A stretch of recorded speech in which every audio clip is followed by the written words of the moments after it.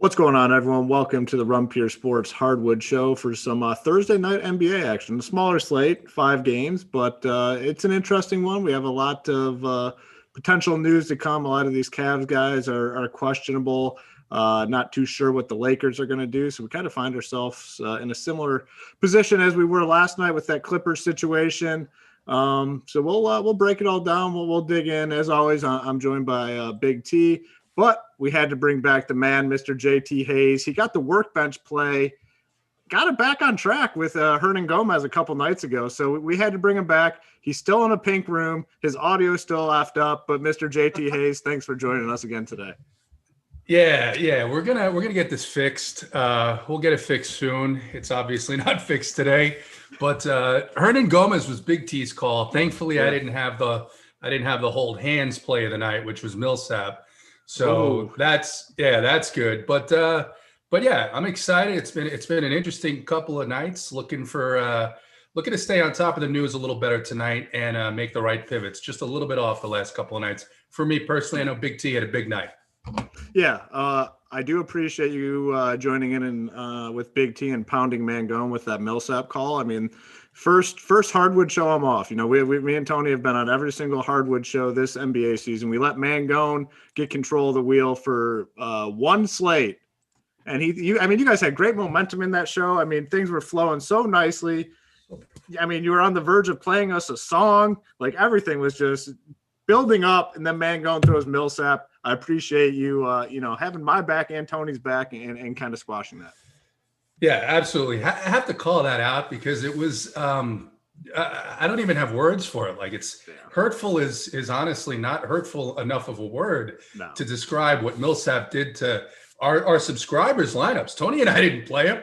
So, I mean, it is what it is, but we'll move on to tonight. Yeah. Yep. We got a 5-gamer, Big T, bring you into the mix back to back. I mean, I'm going to give you the victory last night. I mean, followed up Hernan Gomez with LaMelo Ball, and what? I mean, he was 6K and he got us 35 fantasy points. I mean, that's I mean, you're at least on the bench. I mean, you're at least on the bench, and I would say, insertion at least, right?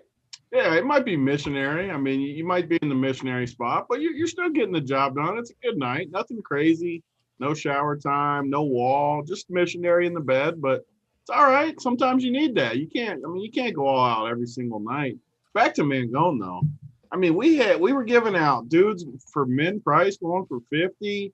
JT, my man, was grabbing a freaking guitar. We had it all going on. And then Mangone comes in and says, he told a story too. He's like saying, last year I played Millsap, and gave us this whole story. Gives Millsap, I mean, come on, Mangone. Yeah. I mean, the poor guys in chat, one of the guys in chat said he immediately went limp. And I don't think he's recovered since.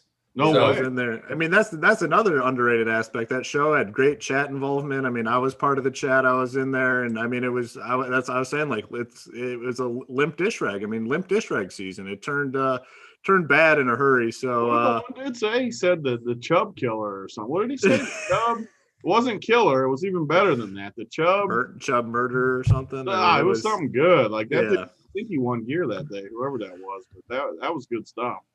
Yeah, but we're going to get back on track. I mean, we're not going to go Paul Millsap as a workbench play. I mean, Paul Millsap is back on the slate, ironically enough, but the mentions of Millsap are going to be very, very limited. Before we hop into the games, as always, guys, make sure you hit that like button, hit the subscribe button. It helps us continue to bring these shows to you guys for free. So like, subscribe, and as always, if we get after a couple games here, we'll see where we're at in terms of viewers. If we hit a certain number of likes, we'll give away some gear in honor of the big night that Tony had with the Hernan Gomez call, followed up by LaMelo Ball. We got a promo code, and it's Workbench21 to celebrate bringing in the new year, hopefully on the workbench. So Workbench21, and that gets you 25% off your first payment at Rumpier Sports. Workbench 21 for 25% off, bringing in the new year, hopefully on the workbench. Our NBA content, I think, has been pretty on point to start the season. Playbook, AP does that every day, has that thing dialed in. Player breakdowns, game breakdowns, and a ranking at the top, ranking system.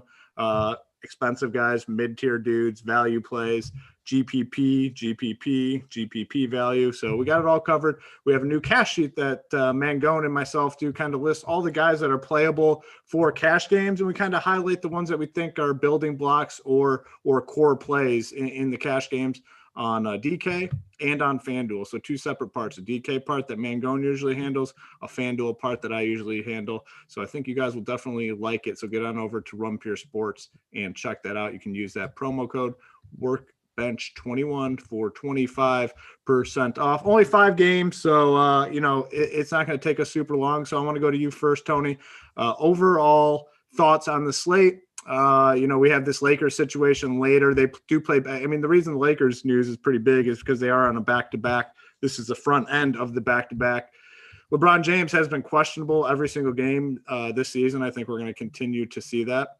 But Anthony Davis is also listed as questionable. My initial lean on the situation is one probably plays today and then sits tomorrow, and then they go opposite. One plays, whoever sits today will play tomorrow. Could be wrong. It is a 10 p.m. game. 10 p.m. Eastern. We do have 3 10 p.m. Eastern games, so there is a lot of flexibility. How are you handling the news on this slate? Yeah, I mean, the Lakers have kind of been the team that just keeps playing too. Like LeBron's basically said he's going to play. I don't know. Like I just think they're going to play. Okay. Obviously, we don't know. I mean, it's 10 o'clock. It's the NBA. Anything could happen. I'm assuming they're going to play. Which, I mean, I wanted to talk a little bit about last night, too, because we've talked about it every day in this show. We got a small slate tonight. No reason not to circle back real quick. I mean, our chat, I always talk it up. Our chat after lock is the most miserable place on the earth. Like, it is horrible in there. Last night, Boogie's going off, obviously, 80% owned in all the games. I said the fade. I still think it was a good fade. We can get into the game theory of it. But, like, right away, everyone, if you don't have Boogie, you're dead. And then Embiid started slow. If you had Embiid, you're an idiot. Just going nuts in there. Then I proceed to not have Boogie, have Embiid. I'm in first all night with the combo they said you were dead with all night. And didn't end up winning, but was close, had a good night. Why does Chad have to be just that miserable after a lot? No matter what, either. Like, if Boogie was busting, they would be just as miserable the other way. Like, how could we play Boogie? Boogie's like, it's just, is there a worse place on earth, JT, than Chad after lock? Yeah, I got to tell you, most, I would say 95 to 98% of our members in Discord are phenomenal. It's a good back and forth. Some of these guys actually come up with crazy nuggets. And I'm like, wait, I got to check that out. I didn't think of that myself. The other 3 to 5% are the most joyless creatures that you'll ever want to meet. Joyless, I like that. And they are just like, if they're not happy being miserable, they want to bring their misery onto others. They want to make others miserable as well. And that's what they do. And luckily, they can only do it with the group that we have about the 5 to 8 minutes after lock, right? And then it's like, this guy's dead, that guy's dead. And then all of a sudden, all of our plays start to go off. So it is what it is. And I love all those guys and gals. We've got some females in there that really know their sports and their DFS. It can be painful, though. It can be painful. I mean, and I'm not a person that tilts either. Hoop knows this. Like, I don't tilt very easily. I get more tilted at the chat than I do my players. Like, it is infuriating. And then, so then finally, at the end of the night, I do good on both sides. Then they're like, well, you only did good because of this, this, and this. Well, no shit. That's why I wasn't dead 5 minutes into the slate. What are you talking about? Yeah, I added a little fuel to the fire a couple nights ago. I didn't know that with the Brooklyn news, with Kyrie, that starting lineup, you were kind of getting off the Nets train. I came in there and kind of added a little fuel. Were you adding on the no Kyrie, no cash? No. Yeah, I was like, I said, I can't imagine getting off the Nets guys because, that starting lineup, blah, blah, blah. And then they're like, Big T was just in here not too long ago saying the complete opposite. So I added a little fuel that day. But, I mean, it's human nature, though. Really. Like, I need to be clear. Like, sometimes you fade chalk like it's chalk. I know it's not like I'm saying Kyrie's a bad play. Like, you're doing it to get a different roster construction. And that's what I wanted to circle to point number 2 last night, though. Again, we talked about, 2 nights ago, The dude wins 150K with Jeff Green getting a 6. Last night I had Quickly in a bunch of my good lineups who got a 6. Like, you don't need big production. Sure, if you want to hit, like, you just want the total nuts, then yeah, it's helpful. But you don't need guys that just go off. Yeah, I mean, go ahead. Especially on these, especially on these, 8, 9, 10 game slates, because people are going to make mistakes. People are going to be like, oh, I love this player, I got to play him, right? But it's not the right spot. And so a lot of those lineups, someone up top in the 888 last night, I think had Clark in his lineup, right? He got 10 points out of one spot, but he hit Beal, he hit a bunch of these other high upside plays. So you're absolutely right. The construction is the most important. And if you love a lineup and you've got one spot and you want to take a risk on one of those 3K guys, it's perfectly fine. It'll work out more often than not. So this is my point, because I think we'll get to the Kyrie news in a minute too. Yeah, I was just gonna say, perfect segue. 1 second though, because I think it's important, because I want people to understand why I think Boogie was a decent fade yesterday. He's massively owned. I know he's a good play. I mean, he was 80% owned in high stakes. I think he has decent amount of paths to getting like in the 20s. I think he could get in foul trouble, really bust. I think there's a lot of paths to failure. Even if he gets like 30 or 40 like he did, if Embiid gets me 70, it literally doesn't matter what Boogie does, and that's what Embiid did. It's just a different roster construction. You're never dead no matter what. It's just a matter of how you build your team. Now, Hoop, take away the Kyrie news. Yeah, I mean, so it's a perfect segue into the first game here. And, before we get into that game, please, once again, hit the like, hit the subscribe. We're at about 400 people. So if we get up to 200, we'll give away a piece of gear. So pound the like, hit the subscribe, please. As Mr. What's the term you like to use, JT, that it's hurtful, right? Very hurtful. Very hurtful. Very hurtful. Very hurtful. I mean, one of the best quotes ever been added to the show. I use it all the time. Yeah, no, it's a staple of the RPS shows. It's locked in. So Kyrie Irving is out, and that's massive news because the Nets are already without Kevin Durant. So they're going to be very, very thin playing the 76ers here at home. It was a really good spot for Kyrie. I know me personally, I was going to go right back to him, even at the elevated price tag. It was 10K on FanDuel, 9.6 on DK. I was just playing him. I mean, he looks so good. Now he's out, and this is a spot where, yes, it's probably likely the Nets get their butts kicked. I wouldn't be surprised if we get some follow-up news on the 76ers side that maybe like Embiid's out or someone else. I know Seth Curry is questionable as well. With Kyrie out, I really wouldn't be surprised if we get a couple of these 76ers guys out as well. So that's going to be something to monitor here in the next couple hours.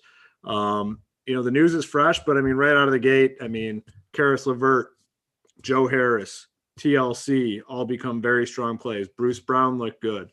It's going to be a night where you're probably going to have a lot of Nets guys in your lineups. Tony, I'm going to throw it to you first. Obviously we haven't had a lot of time to dig into this and really analyze the situation, but what's your first thoughts here on Kyrie being out? Yeah, I mean, these are always the spots that we have talked about in the past that you just almost have to load the wagons up. These guys are just too cheap. I mean, the dudes like TLC are the ones I think get the biggest boost because he can actually score a little bit.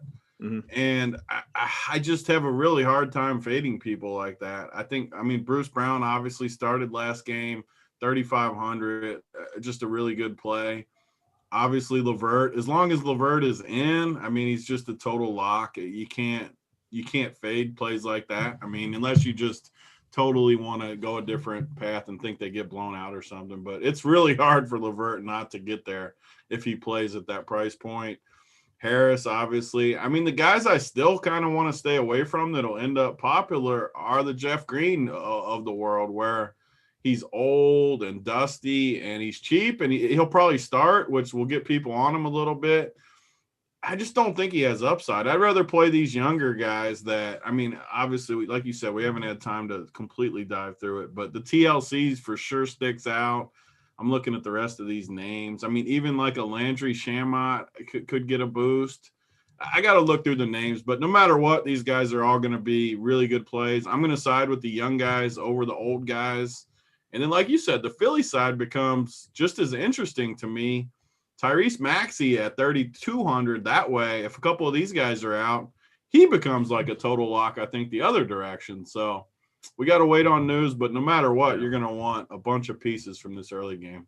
Yeah, and the 76ers were in that back and forth battle last night, and Embiid played, what did he play, 36 minutes, I believe? Played a lot of minutes, and I really wouldn't be surprised if he ends up sitting here. But we don't have that news yet. We have the Kyrie news. JT, what's kind of your initial thoughts on Kyrie being out, and, who do you think becomes good plays here on the net side? It's funny. Earlier today, I was looking. Embiid was the only top-tier starter in this matchup that didn't have a prop. And so I started looking at Dwight Howard as it was. And at 4-3 against the Nets team that outside of Mr. Softy, Rudy Gobert, does not, defend the center position, Dwight Howard becomes interesting. But then again, you probably don't need him because you want to take the scorers. You want to take LeVert. You want to take TLC. You want to take Harris. Probably still stay away from Jarrett Allen, depending on Embiid's status. Although if Embiid's out, you could see lineups winning tonight in first place with 4 nets. So it takes me off almost completely of any Simmons or Tobias. And like Tony said, you look at the guys like Maxey, like Shake, like Dwight Howard. Don't think that it's a great matchup now or a better matchup for Simmons or Tobias, because they also played 38, 39 minutes last night. So, but it makes construction, if you're paying attention, a little bit easier, because it's like, all right, now I've got 4 nets and I got to pick 4 guys that are like 9 or 10K. Yeah. Yeah. I mean, it's an interesting dynamic on the slate. Throws obviously another wrench, and we're going to get this stuff all season long. I mean, there's no doubt. It seems like there hasn't been a slate. It seems like there hasn't been a slate without, a ton of news. I mean, the news just continues to roll in on all these slates. Only a 5-game slate tonight, but we're already seeing it. Makes the blowout here obviously very risky, but that's something that you can kind of throw out the window when you're looking at these Nets guys. Like, they're still, even if they get their asses kicked in this game, I mean, they're still, worst case scenario, going to score 80, 85 actual points. I mean, that's probably like worst case scenario. All these guys are super, super cheap on both sites.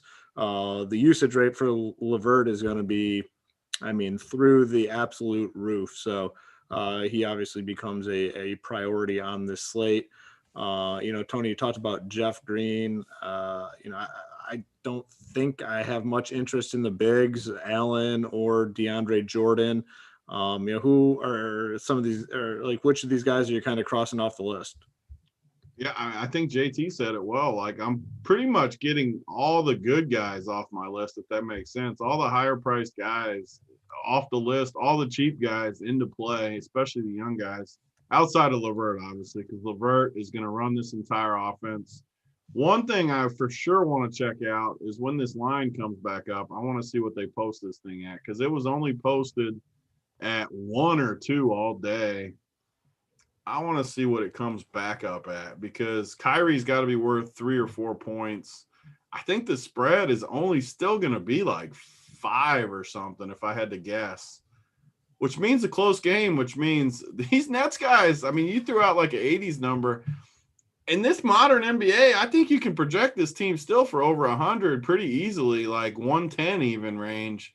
With all these cheap plays, I mean, I agree with what JT said. I mean, 3 or 4 cheap Nets, and then you got Jokic, you got Luka. I mean, I can almost guarantee you right now that that's where my teams will end up. Luka, Jokic, 4 guys here, and then whatever 1 or 2 dudes fit with it. Can you envision a lineup? Can you envision a lineup without LeVert tonight? I mean, you're literally going to need an injury or something random to happen. Yeah. People are saying they're seeing -4, so they're a 5-point swing, kind of like you said, and that's pretty wild. I mean, if that is the case, I cannot imagine Embiid being in tonight. They just don't move lines more than 3 or 4 points for stars. Like, they just don't. So if the spread was like a pick 'em or 1, it just won't move more than 4, no matter who it is. it always feels light too. And then always the team like the Nets will show up tonight and play good. Like always. It's wild how it happens. Because it always looks like they're going to get blown out on the surface. You're like, they got no one. And then all of a sudden, like Harris tonight will have like 9 threes or something with all the usage. And they'll end up winning. And you're like, how the hell did they just win that game? Yeah, I mean, that's a really good call on your part. I mean, yeah, it's 4. DK has 76ers -4. I mean, so I guarantee too, if they roll and beat out, the line will come back down too. Like it will for sure. Yeah, man, great. I mean, anything else, JT? I'll throw it to you. Anything else kind of stand out in this game for you? No, I mean, we need the thing that I want to see, right? We need that starter info. So I think Tony's right. I think you're right. Philly's going to make a corresponding move now that they don't have to deal with Kyrie. Yeah. Tony, anything else here? I'll take it one step further. Like if Embiid is out, Simmons and Tobias are right back in play with LeVert, where all of a sudden you're jamming this game. Like all of a sudden the slate doesn't become very interesting. It becomes one of those slates Hoop and I always love where you play 7 dudes from this game, you take your cash and you move on. Like you put Jokic in the late game or Luka. 7 of these, or even Luka and Jokic or whatever, and you just move on with you might not ship first place, but you're going to profit and move on. Just move on to the next day. You're going to make money for sure. I mean, we'll see that. I mean, we have to see whether or not, Embiid. I mean, he's obviously the most likely candidate to sit on the 76ers side. But if we get that news, I mean, for me, it's definitely just going to be fire away at this one right out of the gate. And Tyler Johnson also out for the Nets.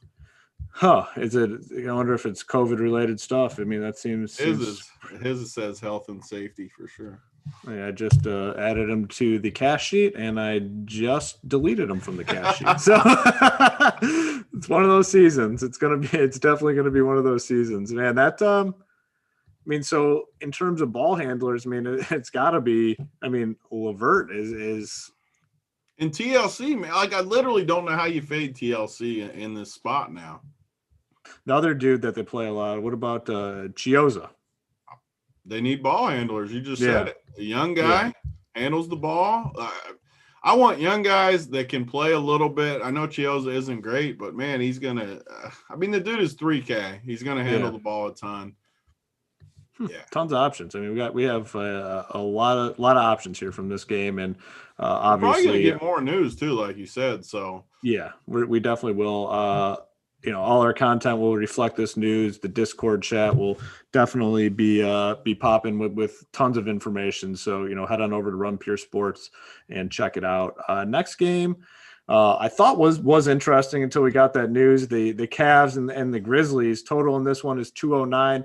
Memphis is favored by 6, and I really like some of these Memphis guys tonight. I still like them, but the main reason I like them, I mean, a few really tough matches. I mean, they just had the Lakers back to back. They had Boston the game before that. Finally, they get a pretty easy matchup here against Cleveland. Their guys are running a fairly tight rotation. Tyus Jones has been all right. Dylan Brooks still playing a lot of minutes. Valanciunas, Clark. I really like these guys. I still like them.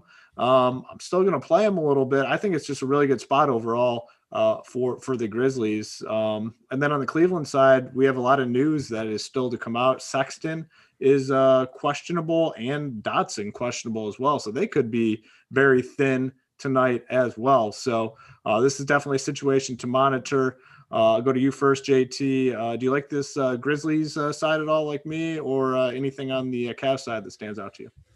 It was interesting to hear you talk about Memphis. I hadn't considered the fact of all their tough matchups. What I did look at is the prices were a little higher based on, right, that these guys, when Morant first went down, you're getting a discount on guys like Brooks and Anderson. But Valanciunas has been through the roof all season. Now Valanciunas is down at 7.2. These other guys are up in the 6K range, at least on DraftKings. So I looked, and Valanciunas is appealing to me. He's had a really good history against Drummond. So on the Memphis side, that was really where I was leaning. I was looking to some of the other teams for those positions and those price points. On the Cavs side, right, obviously it depends on what happens with Sexton. It also depends on what happens with Dotson, quite frankly, because then some of these other guys that are in the 5K range come into play. Drummond's just been an absolute pain, really since he left Detroit, right? Kind of a head case now. You're not sure when he's going to show up, but at 8-4 against Memphis on a back-to-back, he played, I think, less than 30 minutes last night. And if they're down Sexton, and Love is already out, it's a spot where I'm like, all right, I'm looking at either Drummond or Nance. One of those guys is going to have a ceiling type game here. I hate Buster, but I also think a lot of people feel that way. So he was a guy that I was kind of looking at that price point. Yeah. The Drummond thing, I mean, he's a tough guy for me, especially on a back-to-back. They're just willing to go to McGee. Before I throw it to you, Tony, you guys hit that like button. We're up there now, 675. Hit the like. We'll give away some gear, free gear. Send Big T straight to FedEx after the show. He's going to ship it out for you. So hit that like. We said 200. We'll give some gear away. If we get 200 and then 300, we'll give away some more gear as well. As we said in the opening, we have a promo code right now, Workbench21, in honor of the new year and in honor of Big T hitting his workbench play of the day on back-to-back slates. It's a tough thing to do, but he got there back-to-back, Hernan Gomez, and then LaMelo Ball last night. That Workbench21 promo code gets you 25% off your first payment at Run Pure Sports. So go to runpuresports.com and check us out. Really solid content. Kind of switch some things around for NBA season. Our members are certainly loving it. Tony, do you like the Grizzlies as much as I do in this spot? And then any interest in some of these Cavs guys? Yeah, I mean, so I like this game definitely more before this Brooklyn news where, man, I liked guys like Xavier Tillman, DeAnthony Melton. I still like these cheap guys. I mean, they're so cheap. Like Melton has shown us upside for a while, but man, it's a lot harder to like these guys now with the Brooklyn, and then maybe who knows what's going to happen with the Philly side too. So yeah. I don't dislike them. There's no way I would play like a guy like Tyus Jones on this slate now unless more news hit. Desmond Bane, I mean, 4K. Really the only two guys from Memphis. I actually do like Brandon Clark a little bit too. So Brandon Clark, Tillman, DeAnthony Melton, and I guess wait and see on kind of the Cleveland news. But I don't have much interest in Cleveland. I mean, I'm looking at – there's no way I'd play Drummond on this slate. Sexton, even if he played, isn't really in play. The prices just don't work for me with Cleveland. I mean, I guess if a few guys were out, you could maybe go to some of these guys. But again, I think the slate is easy for us. I think we just take the cash and move on with this Brooklyn spot. Don't overcomplicate it. Like, don't go in here and play whoever. Like, don't play Desmond Bane over TLC or something. Like, I don't think that is a good pivot. So I think we just take the free money and move on. Yeah, I mean, the one thing though with Cleveland, if Sexton is out, if Dodson is out as well, I mean, they're going to be low on ball handlers, and I think guys like Lamar Stevens, who's been getting some run, I think he has a very stable role. Chetty Osman has actually been playing pretty good. He's cheaper on FanDuel. I mean, he's 5.2 on FanDuel. I think he makes for a good play there at small forward, a relatively weak position. But man, if Sexton's out, I think they really struggle to score here. And he's been good so far in terms of scoring. I mean, he hasn't been filling the stat sheet all that much, but in terms of scoring, he's been really good. And, if he's not on that court, I think it's going to be very hard for Cleveland to score. And that would make me probably like the Grizzlies a little bit less than I talked about in the opening. Did you watch Eddie yesterday? You probably didn't watch this game. This dude had maybe the worst game I've ever seen in my life. And he got 25 fantasy. He had to be one. I don't have the stats in front of me. He had to be 1 for 17. 1 for 12. Every shot. And he still got the 25 fantasy points. Super aggressive out there. He's all over the court, steals, blocks, he'll get rebounds. I like that, in terms of tonight, if all those guys are out and he just went 1 for 12 and hit value, is that what it was? 1 for 12? He was 1 for 12. Yeah. 1 for 12. I knew he missed every shot. Yeah. I mean, he's not good, but man, he'll get out there and he'll grind, he'll play hard. So, I would like him if all these guys are out. We have to see. I mean, there's going to be tons of value. I mean, this is the type of slate where people get confused and kind of have trouble building teams because there's just so much value. They just don't know what to do. And, I think it's very important, to go through and kind of rank. You have to take all the value plays and kind of rank them in terms of who you think is the best value, who you think is the, not as valuable, I guess you could say. So anything else in this game, boys, before we get on out of here? I think we're good. Yeah. No. Just to be clear, I was looking at Drummond before we knew that Kyrie, for his personal reasons, was going to be out tonight. He's definitely off my radar now. Yeah, for sure. Next game is we got the Mavericks. We have the Nuggets. The total is 223. Denver favored by 3. And honestly, I mean, I thought this was like a low number. I was when I first pulled this game up, I really thought Denver would be favored by more in this spot, but only favored by 3 at home. MPJ was supposed to come back, and they ended up ruling him out for the same health protocol thing related to COVID. So he will be out. Barton obviously gets a big boost. I think Jokic gets a boost. I think Jamal Murray gets a boost with MPJ continuing to be out. Paul Millsap does not get a boost. We're not going the Paul Millsap route, the Mangone Limp Bizkit play of the day. We're not going back to Millsap. Tony, I mean, this is your squad, the Nuggets. Did you think that three number was low first, and then second?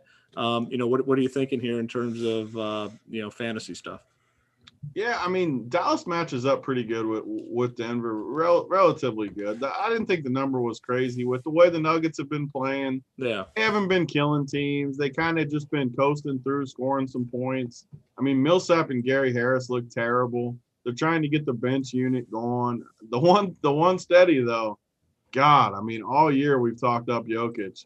I just don't know how you don't just start your teams with him every time. Now tonight he plays Dallas, who doesn't have anyone that can guard him again. Not that there's not many people in the league that really worry me all that much guarding him, but Dallas definitely doesn't have that. We got value now, so he's an easy play. And yeah, like you said, Barton gets a huge boost with no MPJ. He's super cheap, way too cheap with this current role. They need his scoring too. Because, I mean, literally their only scoring is coming from Jokic, Barton, and Jamal. I mean, Gary Harris is never going to score. Dusty-ass Millsap never going to score. They're just not going to get scoring from the rest of these guys. So you have to go that direction. I think Jamal is still a super sneaky play, where he's the type of guy that can get you 50 or 60 any night. I don't think he's a good play because he's just a little expensive for this slate, but he can always win you a slate. Like if you're not playing Jokic, I think you should definitely be playing some Jamal. We talk about certain guys all the time on the football show that, you've used the reference with, Derrick Henry. If you're building a bunch of teams in football, like you should definitely play Derrick Henry, regardless of his price, regardless of his matchup, at least just a little bit, because he can go out there and just end you, break the slate. For NBA, I kind of want to apply that to Jamal Murray as well. Like, it doesn't seem like there's a rhyme or reason when he does go off. It just happens, and he just can't miss. And it doesn't matter the matchup, doesn't matter his DFS price. The dude just has the ability to go off any given night, 50, 60 fantasy points. I think he's one of those guys, if you're MMEing, I always want exposure to Jamal Murray. Every single time. And just because the dude in chat says it, I feel like I have a good feel with this Nuggets just because I've watched every second for the last 5 years. The one guy that's not going to project tonight on any projection sites, I say it every time these two teams play, and he crushes almost every time. Boban, 3K. Him and Jokic are buddies. They always go to him against Jokic, and when he gets time against Jokic, he smashes. And he's 3K, and he's going to be under 5%. He'll be under 1% owned unless they announce that he's going to play or something, which they could before. But even if you don't hear anything, even if you go to your optimizer and it says 0 for projection, don't be scared to play a Boban team. I'm not saying it's a good play. Again, I've thrown out some good flyers lately. Don't come to me later and say, oh, you said to lock Boban all your team. I'm not saying that at all. I am saying if you're playing 10 teams or 20 teams, play a Boban and thank me later. Yeah, and it's not a spot where you're saying play 50% Boban. I mean, Definitely not. I'm saying to play like 2%, 5% Boban. Right. It's one of those spots where, you know, it takes small percentage points to get way over the field. Like no one's going to play when him. He goes for like 40 tonight, which he has done before against Jokic, you only need 5% of them or 2% of them, however many teams you play. Yeah. Anything on the Mavs side? I mean, they're a tough team outside of Luka for DFS. Cauley Stein obviously slid into the starting lineup. He's 3.7 on DK, and he is, I believe, 4K on FanDuel. You know, outside of Luka, he'd probably be the next guy I'd consider. But dudes like Josh Richardson, DFS, Kleber, you know, Tim Hardaway Jr. now coming off the bench, Powell. I mean, they're just tough plays for me. It's a situation where I think we're going to need some injuries to really consider some of these secondary Mavericks guys. They're just all, you know, iffy, fringy type plays. Any of these dudes stand out to you? No, I mean, I think you're right. I think that in this circumstance, you know, obviously Trey Burke is out tonight, but it really doesn't matter because all these guys are going to play like 20 minutes, and it's going to be Luka that is on the court most of the time. That's the guy that you want from this team. Yeah. What's your thoughts here on the Nuggets side? Obviously, you know, Jokic is a really strong play. A lot easier now to play him because of all this Nets news that we have.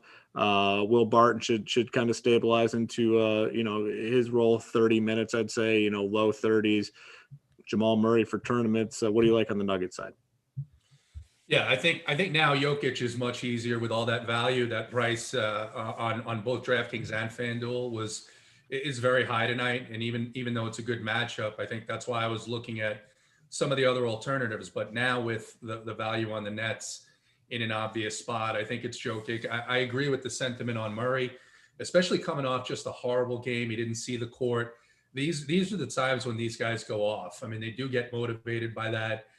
Malone benched him. Malone has a tendency to just beat these guys up and then play him 40 minutes all of a sudden, and he goes for 60. So, and if he does that on a 5-game slate, you're you know, like you guys said, you're dead. And then the only other guy on this team that I was looking at was Will Barton. Just a little bit more opportunity, a little bit more scoring possibility with MPJ out. Tony, anything on the Maverick side for you? Like I said, it's just a tough team from a fantasy perspective outside of Doncic. Any interest in Cauley Stein or, like I said, any of these other guys on the Mavericks side? I mean, I'm never playing Willie Cauley Stein. Yeah. He was going to be somewhat popular too before the news. I think a lot of people would have played him because the price. And like always, everyone's so optimizer based these days that when these projections pop, you know people are going to play him. His kind of pops, I would never play him. I would play Boban over him for sure in tournaments. But the one guy I think you could play because of price is definitely the Brunson burner, Jalen Brunson. I mean, 3,300. They need the ball handling with Burke. I think Burke's out, right? Yes. I think, yeah. So, I mean, Brunson 33. But again, this is where people get clouded, like Hoop said, where you got to narrow down your values. People start trying to play too many different directions when I think you can just jam that early game with those value guys. And I mean, I like it. Brunson's fine. I would have definitely played a ton of Brunson if it wasn't for the early news, put it that way. Yeah, I mean, the news with Kyrie being out, obviously a lot of the strongest value plays on the slate are going to be on the net side of things. And, you know, maybe find a little leverage though. And if you really like a guy like, you know, Brunson or somebody else that's really cheap outside of the Nets team, like you probably can get some nice leverage because most of the value ownership is going to come from the Nets side of the ball. So before we move on, guys, make sure to hit that like button and subscribe. We're going to give away one piece of gear. If we get up to, if we get over 300, we'll give a second piece of gear. We're at 220 right now. I got 670 watching. So please hit that like button and the subscribe button so we can keep bringing you these shows for free. One other thing I wanted to mention is we have a partnership with Monkey Knife Fight.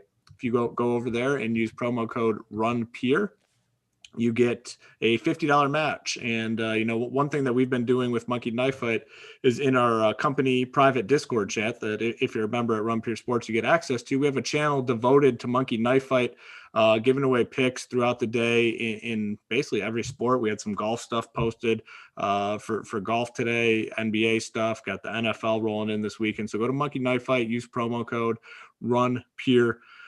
Tony, real quick, we got the NFL coming up this weekend, NFL playoffs, obviously, 2 different slates, which we knew would be the case, a slate on Saturday, a slate on Sunday. Can you just give the people a quick rundown of what we're going to be offering there for playoffs? I know we're going to have our Wood show on Saturday and Sunday to cover both slates, but in terms of the content on the site, give the people a quick rundown of what we're offering there.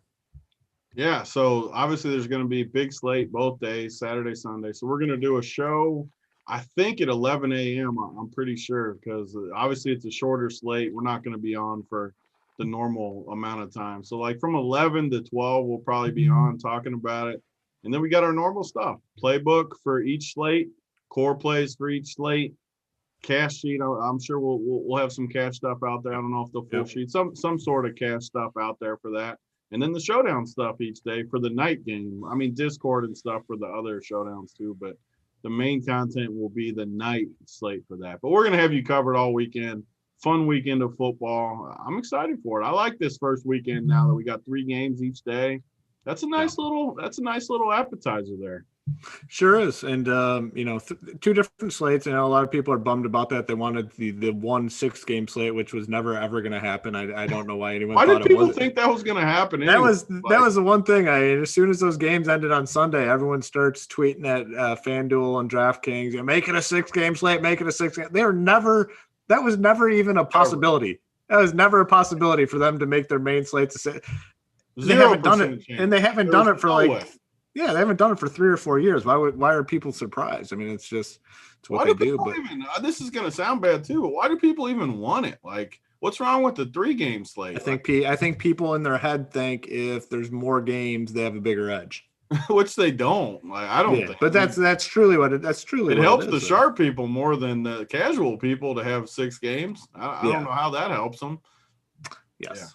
But, it's going to be fun this weekend. Looking forward to it. So head on over to Run Pure Sports. We got that promo code Workbench. Are you guys doing the articles too? Yeah, I'm writing up my Sunday article. I'll post it sometime late afternoon tomorrow, looking at those 3 games.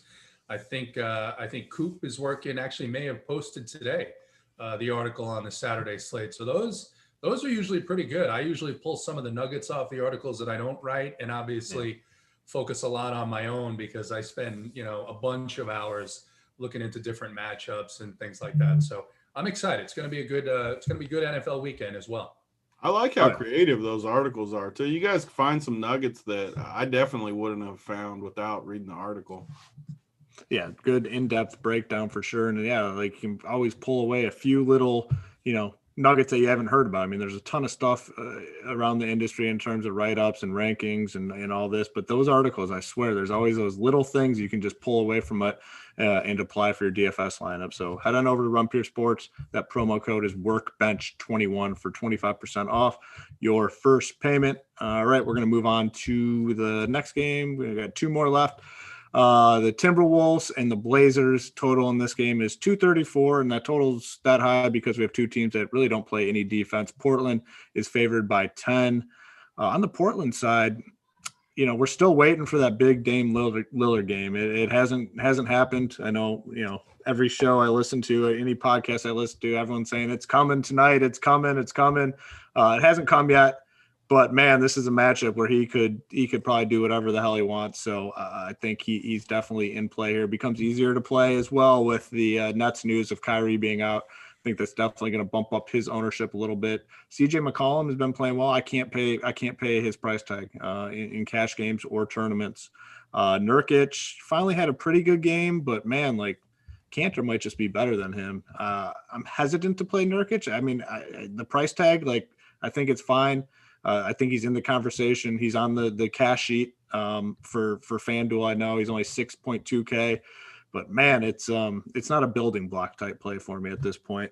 Then on the Timberwolves side, I mean, we had the workbench play Hernan Gomez go off. Curious to see what you guys have to say about him.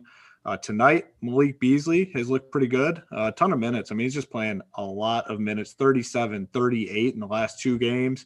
In any sort of close matchup, he'll continue to get a lot of run.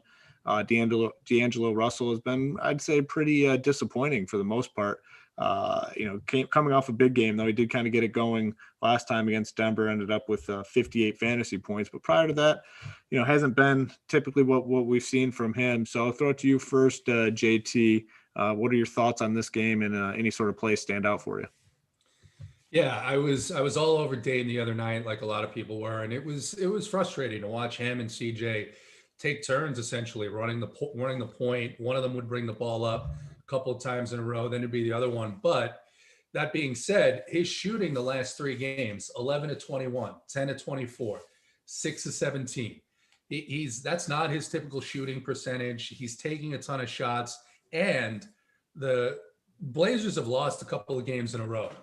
This is not a much shorter season, but it's a 10-game shorter season, and you can't withstand these long losing streaks. And no matter what CJ does, no matter how well he plays, I don't buy into, this is CJ's team now. No. I think they're going to need, and they're going to lean on Dame a little bit more. I think you're spot on Nurkic. I think a lot of people will say, he's back. And honestly, this might be the game to go right back to Canner. And so that's one of the things that I was looking at too. For me on the Blazers, I'm probably going to lean heavy on Dame tonight, and I'm going to play some Canner as well. And look, Gary Trent disappointed us the other night.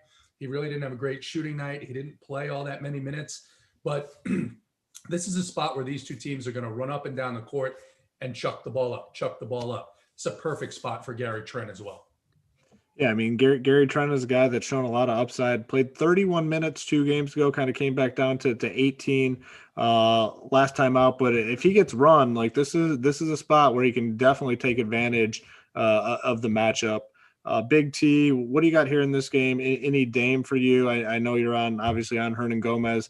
Last time I want you to talk about him specifically, and if we can go back to him tonight.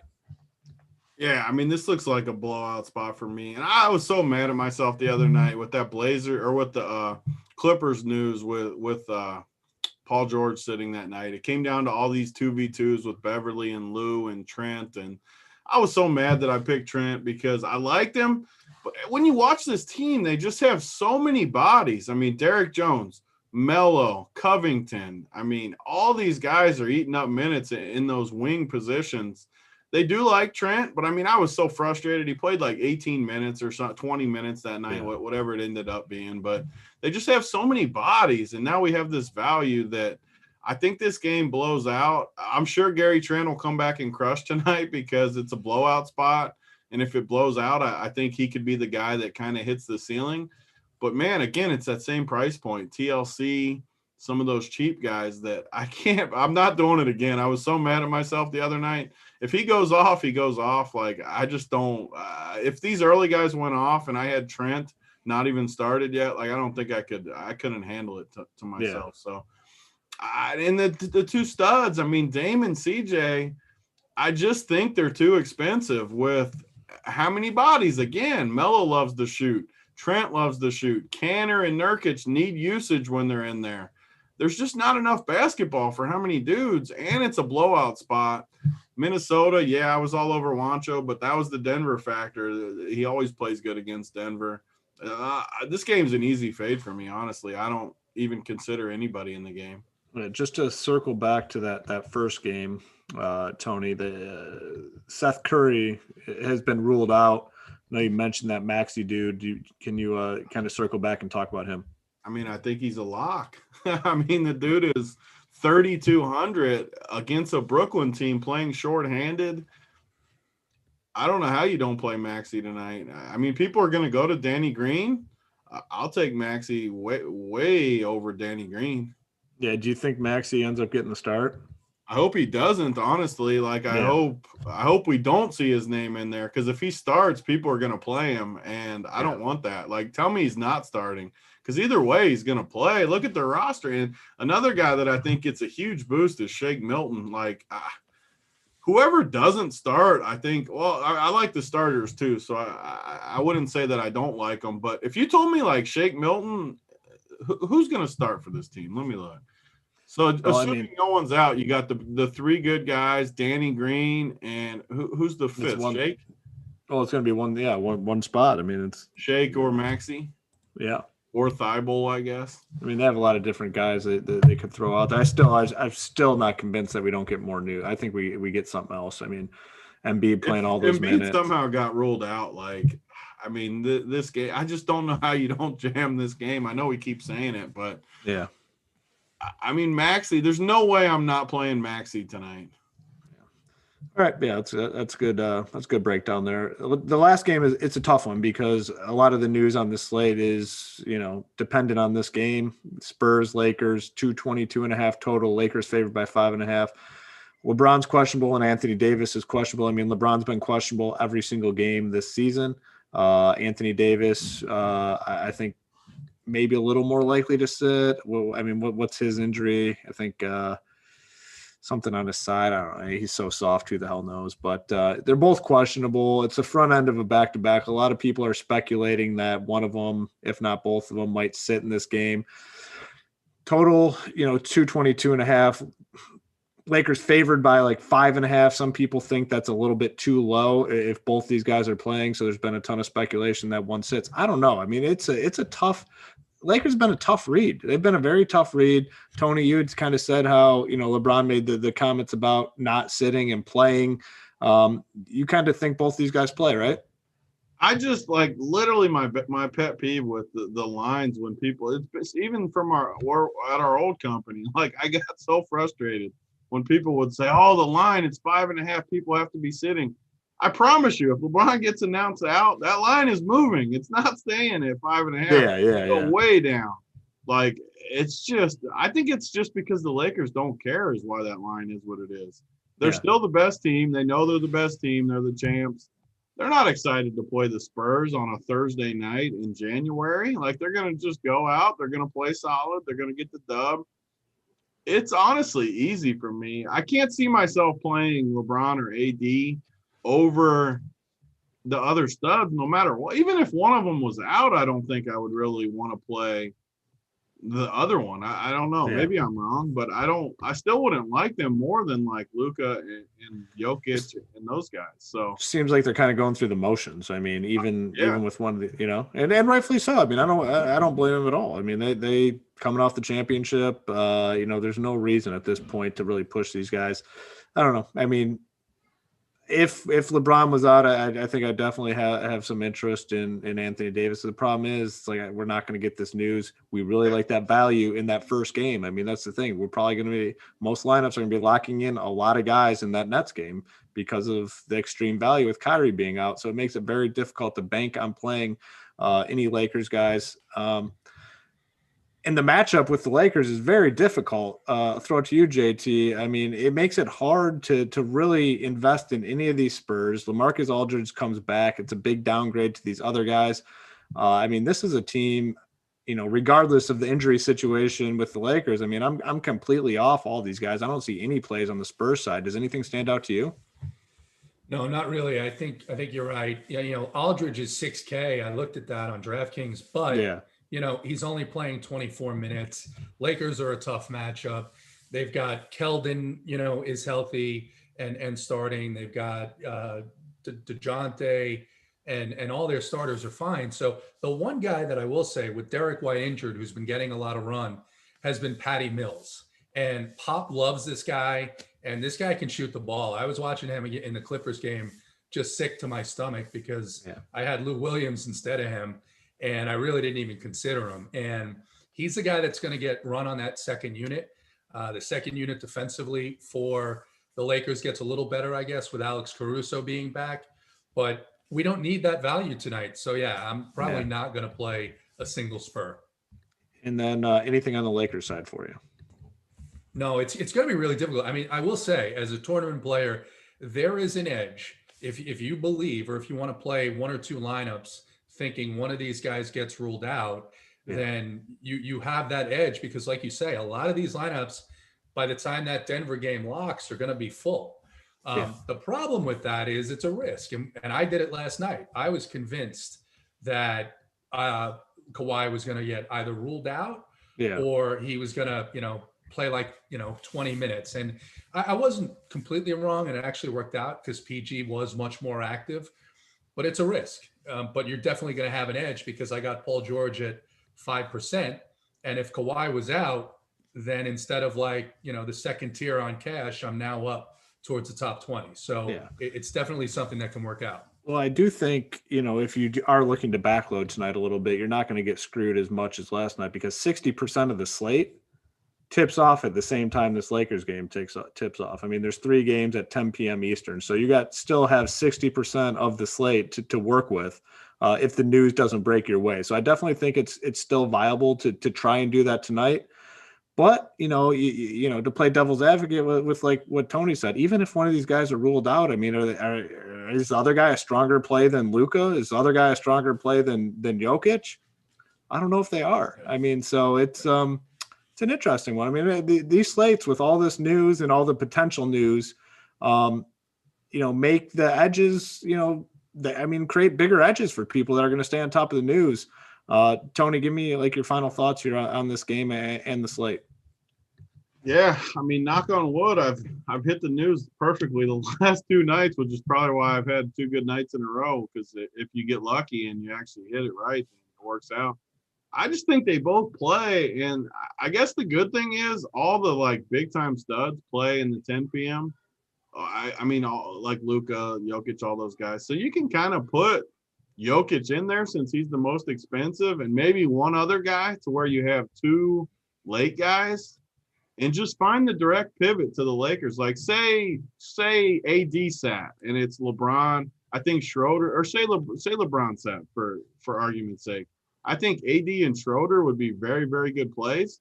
So put AD and Schroeder in there and just see what the 2v2 pivot is. Like to Jokic, I don't have a team up on my screen, but Jokic and who would be the pivot. And then you kind of just know, no matter what happens with the news, you're still good. So I think that's the way to go. And it's nice to have two late spots anyways. It could even be Jokic and Luka, and maybe if the news hits right, you just pivot one of the 2 studs over to AD or LeBron or something. So tons of options in the late games. I mean, I saw some people in chat talking about Marc Gasol. Like, is that real life? That's like a Mangone.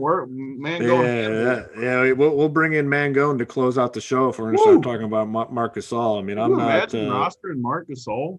Not on this slate. Not on probably any slate. Although, didn't he drop like a 50 burger or something? Like a football Sunday thing. It was a Sunday. Yeah, he went for 40, close to 50. JT, any final thoughts on this game or the slate overall? No, not on this game. Certainly, on the slate, the only thing I'd say, I don't personally see that Trailblazer Timberwolves game as a blowout spot. It's hard for me to envision the Blazers actually blowing many teams out this year, the way their defense has been. So I'm a little bit more interested in that game than obviously Tony is. Yeah, I agree with you. I mean, to me, like the Trailblazers defense is so bad, and Minnesota is horrendous. Yeah, let me tell you guys. I mean, they are, but I mean, maybe they're getting something done. I think we should get some action if you think it's there. I'll give you 10, JT. What's the number? I want some. I think the number's 10. It is 10. It is 10. Yeah, you can have 10. Your Timberwolves they battle for a friendly $100 show bet. Let's do it. Man.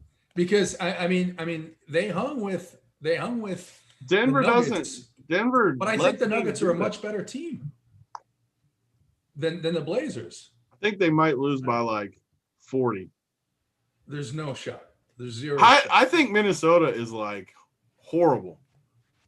I don't think they're good either. That's just how little faith I have in the Blazers. The Blazers have looked bad too, but the two, yeah. We'll go with God bless you, by the way, Hoop.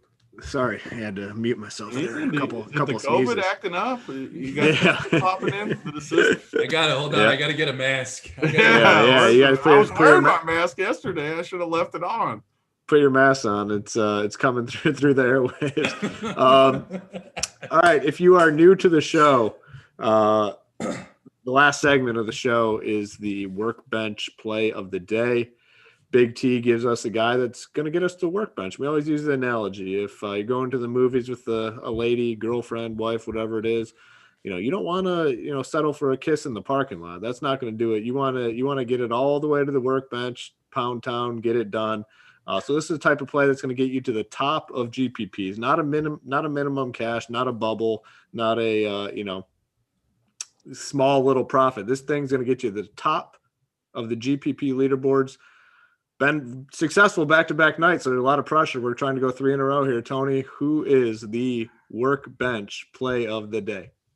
I like the chat too. I always like to lead into it. The dude Hank says, I want titles 8-hour nap play of the day. That's true. I mean, that's a good one. So I like that. But there were some contenders, like always. I mean, I'm looking at this first game because it's too easy to take Jokic, like I always say. I'm not going to take the easy way out with these plays. That doesn't make it any fun. So I did take him the one day, the guy that said that. But but he was going to be low owned. It was a bigger slate. I didn't like anyone. Slate. I didn't want to force it. I'm going to get creative with this play, though. And listen. If he tries to do something that is a little bit too obvious, I'll be here to intervene. Yeah. Like the Jokic play, that was acceptable because he was not going to be owned, and it was a bigger slate. It's a 5-game slate. Like Jokic is not an acceptable workbench play today. So, there's a lot of contenders, though, that were on the list. Obviously, LeVert's too easy. I'm not taking Bruce Brown. Just looking through these guys. So, it came down to 3 guys, Shake Milton, Joe Harris, and my boy Maxey. It's a close call. Just going back and forth. But I think I'm going to go with Big Joe Harris. I wanted to go with Maxey. I do like Maxey a ton, but I think Joe Harris, they're just going to need his scoring. I called the 9 threes earlier. I think we might just see a ton of threes come from this dude. Philly struggled yesterday with Beal shooting from outside. Harris, obviously he's not Beal, not saying that by any means. I'm going to go with Joe Harris, and he's going to end up owned, but with TLC and LeVert in that same game, he might be a little lower owned than you think because people, they don't get too high on Harris because he's a whitey. And he's more expensive, and he's a little bit more expensive than those dudes. The other dudes are cheap. He's a little more expensive. I think it'll keep his ownership in check. So that's the workbench play of the day. JT, I'm going to give you an opportunity to kind of come in with your own if you want. You don't have to. No pressure if you don't want to. If you want to just leave it at Joe Harris, that's fine. He really wanted to stick it to me. He would come with Gary Trent right now and just own me. If you want, if you want to take a shot, the platform is yours. I've been preparing for this moment all day. All right. I am so excited. Oh man, I'm going to double down. It's not just a workbench play of the day. This is the multiple partner workbench play of the day. Ooh. This is the one that gets you everything. I like everything. And it's so easy because I know it's going to go off, and I know that no one's going to have it. And Big T just proved my point. It made me so excited I can't stand up right now. But listen, Damian Lillard is going to win every tournament tonight. That's my multiple partner workbench play of the day. Let's do it. My favorite part is you're calling him Lillard. Yeah, listen, I'm not worried about pronunciation. All right, I'm not worried about that. You got to church. Hey, when you're talking about the workbench play, you're talking about multiple partners. You have to church up. You got to church up the name. You got to church up the name a little bit. You can't just go standard. You got to pronounce it a little bit different. You got to pronounce it just a little bit different. So he said I can't just call him Big Dave. Call him Big Dave. I'm going to have multiple stacks, Big T's 100. I can't wait. Big T's 100 to be in the chamber. I can't wait. I'm going to go get $100 bill so I can show it on every show. The Woodrow Lighthouse. Put it on the wall back there by the Peloton. My light might be a rainbow the next time we do a show. You never know. Oh, this is all right. Every time, here it is right here. Producer, we got to lock this in. So the anytime JT's on, it is now going to be, it's not the workbench play of the day. That's Tony's. JT's is the Eiffel Tower play of the day. So let's lock that in. The Eiffel Tower play of the day is Damian Lillard. So Oh, this is too good. This is just way too good, boys. All right. As always, hit that like button on the way. Oh yeah, we did get to the 200, so we got to pick somebody. JT, why don't you scroll through and find us a winner while I continue on with the close here. Make sure Run Pure Sports, check us out. We have that promo code. What is the promo code? Workbench21. Workbench21 gets you 25% off your first payment at Run Pure Sports. So head on over to Run Pure Sports, promo code Workbench21 in honor of the Workbench play of the day that's just been doing so well. JT, who do you got for our gear winner tonight? I'm trying to look. The key criteria is someone who is active but respectful, right? Yes. Active but respectful. Let's see. Here we go. I found them. Double X Hustle, Double X. He just took one of Mangone's $10 head-to-heads. Oh, so he's going to get $19 from that, and he's going to get some RPS gear.